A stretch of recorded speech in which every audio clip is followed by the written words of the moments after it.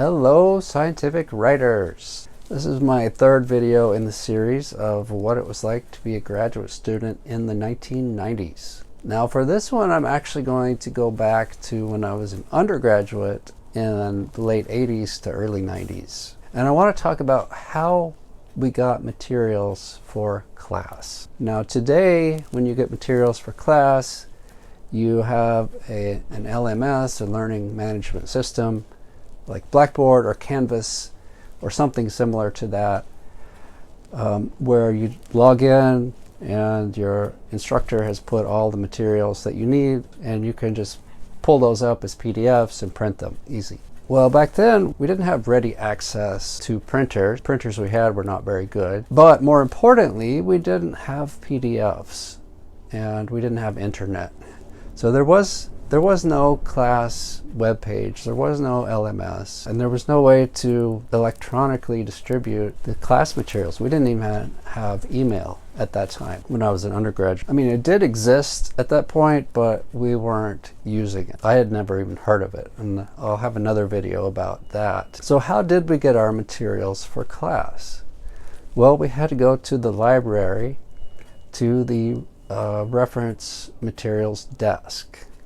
And so we would go to this desk and present our student ID and say, "Hi, I'm Brian and I'm taking Biology 101 and I'd like to get the folder for the course." And there might be a folder for the entire course, or there might be folders for different assignments. Kind of depended on how many papers there were for that course and how the teacher had it organized. But anyway, they would give you a folder, and this was a paper folder, file folder, and inside that file folder were the class materials, and they were there on a piece of paper, or multiple pieces of paper. And so you would have to take those materials, and you had checked them out with your student ID, so you had to take them and either read the materials or take notes from it, or go make photocopies of it and then bring them back and give them back to the librarian and get your ID back. And for this purpose, typically you had to have some change in your pocket so you could pay for the photocopies at the photocopier. It was usually 10 cents per page or something like that. So it took some time, it took some planning, and it took a little bit of money to get your class materials. This was in the late 90s. We did have PDFs at this point that the professors would provide for us. So we had to print those ourselves. And I can't remember if we had Blackboard or if or how we got course webpage or what. I don't remember how we got the materials from the professor. But I do remember we had to print those. And the first class that I had to do this for was a graduate level molecular biology class, and we had to read a bunch of primary literature.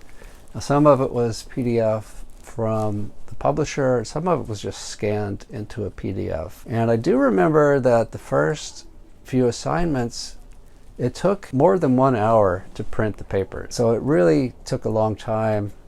And I remember in class we complained to the professor about it, and his answer was, "Well, then I suggest after the first page prints, just pick it up and start reading as you're waiting for the rest of the pages."